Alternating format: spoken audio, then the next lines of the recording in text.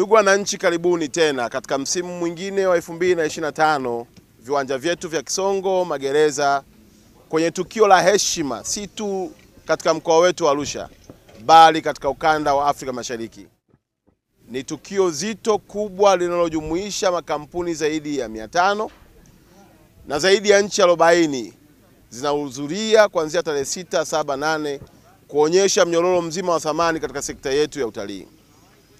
Ni fursa kubwa kwa wananchi wa mkoa wa Arusha, ni fursa kubwa kwa Watanzania na ni fursa kubwa kwa wanaafrika Mashariki. Fursa hii ni fursa ya kiuchumi. Ni jukwaa linalokukutanisha wewe mtoa huduma na mteja wako ili kuhakikisha kwamba katika sekta hii ya utalii, hususani mnyororo huu wa thamani ambao Daktari Samia ndio chagizo, unaleta tija katika maisha yako. Karibu Fair imekuwa na mafanikio makubwa sana.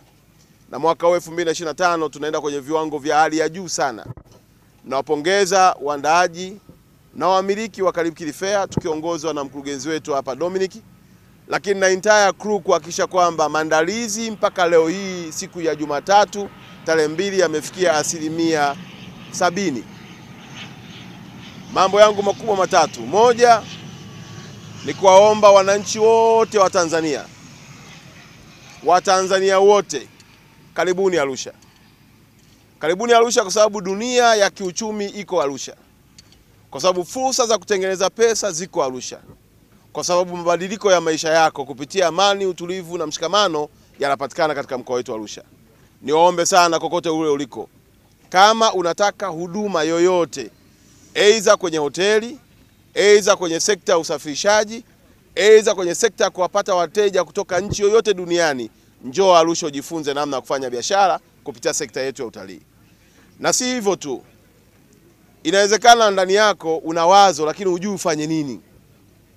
Inawezekana ndani yako una mtaji lakini hujui ufanye nini. Njoo kuanzia tarehe 6, tarehe 7, tarehe 8. Hapa tuna nchi 40. Tuna makampuni zaidi ya 500. Tunatarajia kuwa na watu wengi. Njoo jichanganye. Njoo tembelee mabanda. Njoo discuss. B2B zitakuwa za kutosha tu. Kama unataka fursa kutoka kimaisha, karibu Arusha. Na kwa kuwa rais wetu Daktari Samia amekuwa chachu na sababu ya mafanikio makubwa ya sekta ya utalii, amemwagiza naibu waziri mkuu ndugu yetu Doto Biteko kuja ku-officiate tukio hili tarehe 6. Kwa lugha nyepesi kwamba mgeni wetu rasmi tarehe 6 atakuwa mheshimiwa naibu waziri mkuu Doto Biteko ambaye tutakuwa naye katika viwanja hivi vya Kisongo Magereza. Na kuomba